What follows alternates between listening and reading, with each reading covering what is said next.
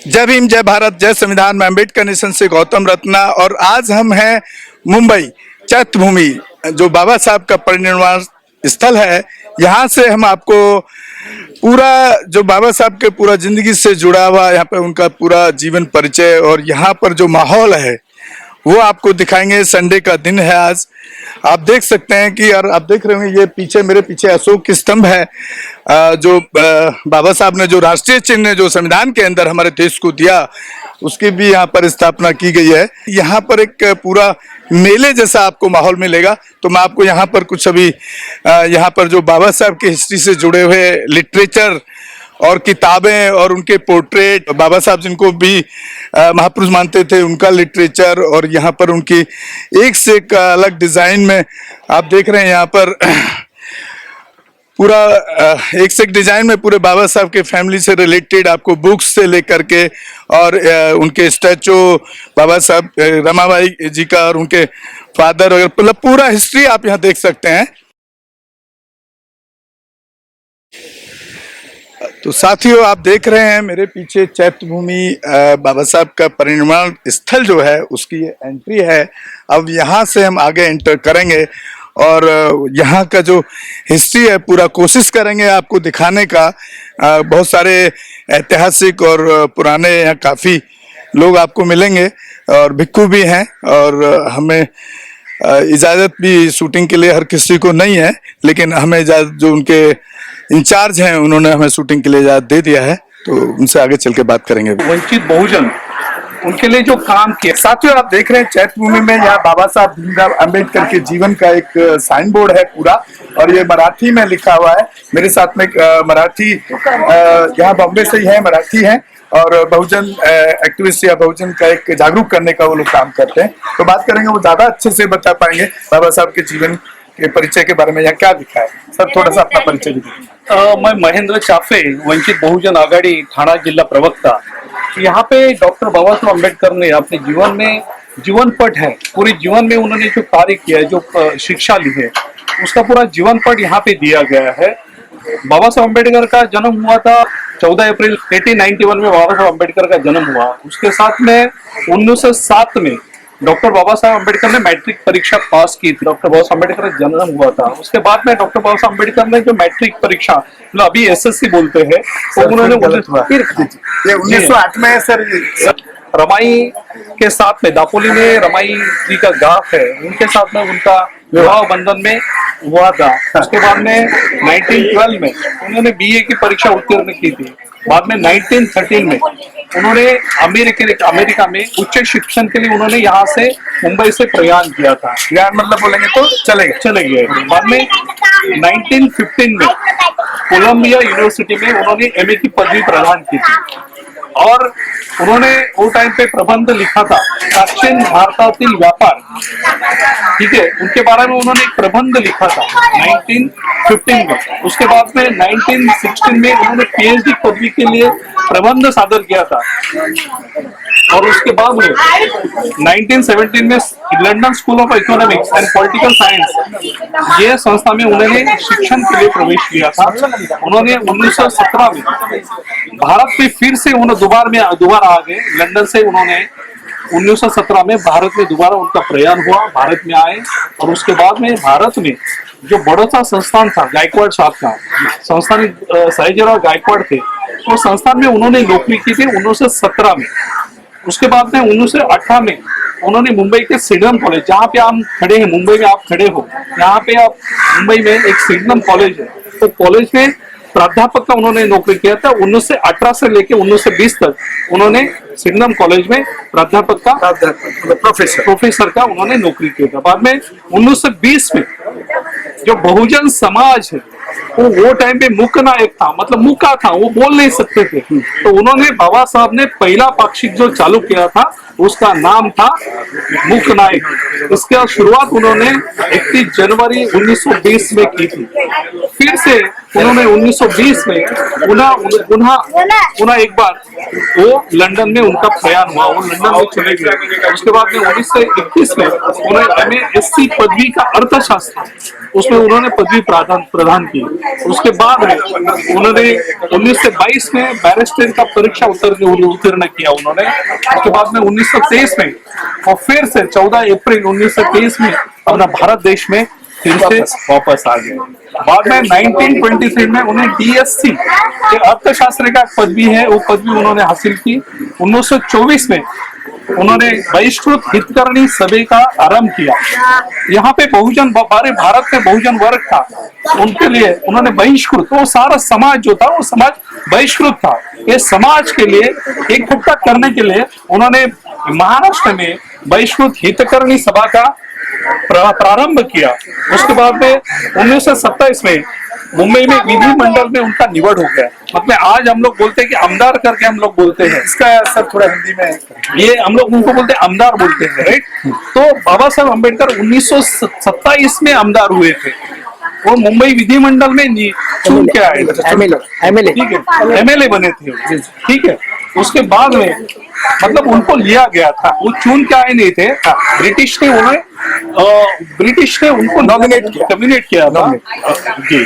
उसके बाद में 1927 ये बोलेगा तो ये बहुत बहुजन वर्ग के लिए बहुत 1927 बोलेगा तो बहुजन वर्ग के लिए ये बहुत बड़ी लड़ाई की शुरुआत थी।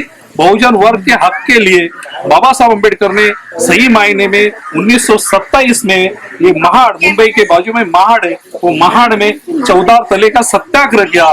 14 तले का सत्याग्रह मतलब वो पानी के लिए सत्याग्रह हुआ, जिस तालाब में पानी लोगों को नहीं पीने थे, जो जहाँ पे महाराष्ट्र हो या देश हो, तो बहुजन समाज को एक आम आदमी की तरह पानी पीने के लिए नहीं देते थे। आम आदमी कहाँ भी जाके पानी नहीं पी सकता था।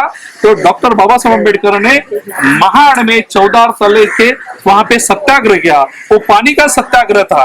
लोगों को हर जगह पानी मिलना चाहिए, क्योंकि भारत देश में रहने वालों को हर एक को पानी मिलना चाहिए, हर जगह उसमें कहाँ पे भी पानी पीने का मौका होना चाहिए। उसके लिए बाबा साहब ने 1927 में महाड़ में 14 तले का सत्याग्रह किया।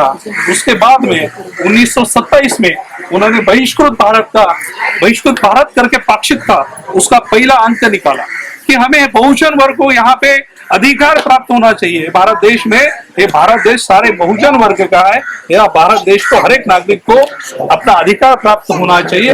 इसलिए उन्होंने बहिष्कृत भारत उसका एक पाक्षिक का निर्माण किया। पहला उन्होंने किया मुख्य नायक, लाइक न्यूज़पेपर, हाँ पहला मुख्य नायक एक न्यूज़पेपर का उन्होंने पहला न्यूज़पेपर मुख्य नायक उन्होंने निकाला। उसका दूसरा उन्होंने बहिष्कृत भारत, मतलब ये भारत है, भारत देश है, ये भारत देश में बहुजन वर्ग जो बहिष्कृत ये दिखाने के लिए, ब्रिटिशों को दिखाने के लिए उन्होंने ये बहिष्कृत हितकर्णी सभा और उसके साथ में बहिष्कृत भारत पाक्षिक का उन्होंने शुरुआत की थी। उसके बाद में 1928 में मुंबई में शासकीय विधिमंडल महाविद्यालय करके है, उसमें प्राध्यापक करके उन्होंने काम किया कि बाबा साहब बहुजन लोगों को लिए लड़ रहे थे। उसके साथ में अपने घर की व्यवस्था के लिए उन्होंने सिडनम कॉलेज में काम किया।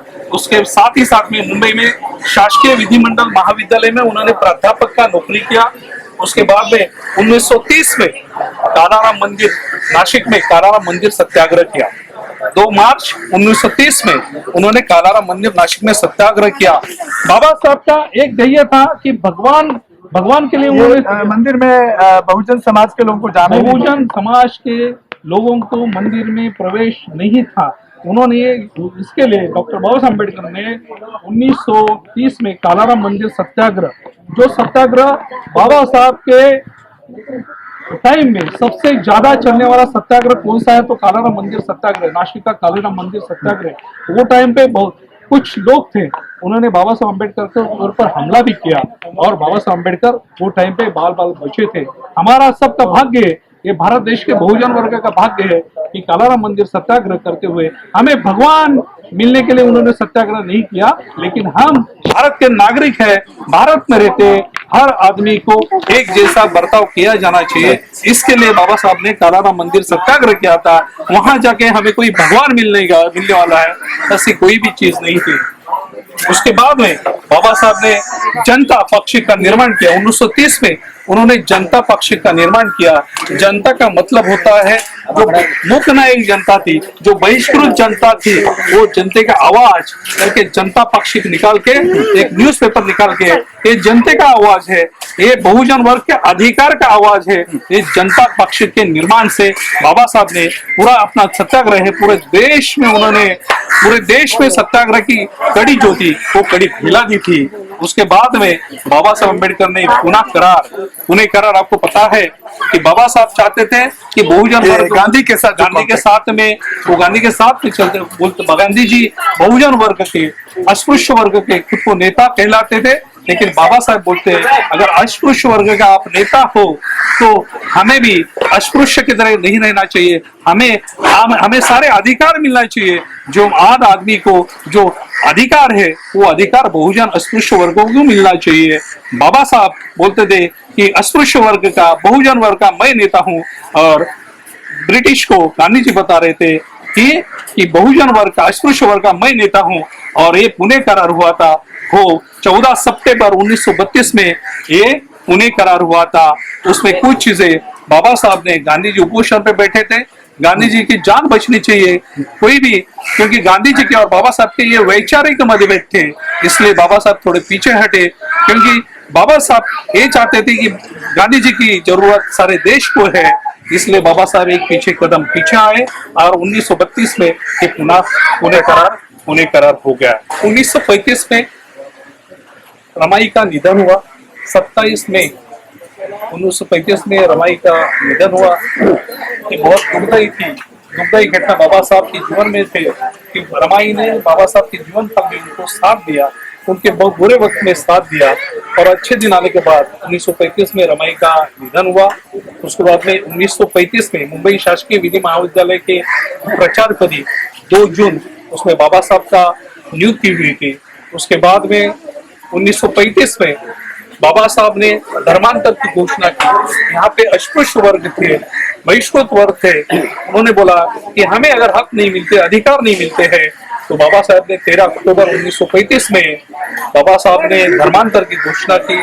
उसके बाद में 1936 में डॉक्टर बाबा साहब अम्बेडकर ने स्वतंत्र मजदूर पक्ष की स्थापना की, क्योंकि हमें अस्पृश्य की लड़ाई लड़ते लड़ते, बहुजन वर्ग की लड़ाई लड़ते लड़ते हमारा एक पॉलिटिकल पक्ष होना चाहिए, हमारा एक पॉलिटिकल एजेंडा होना चाहिए। वो एजेंडा के लिए 1936 में बाबा साहब ने स्वतंत्र मजदूर पक्ष का स्थापना की।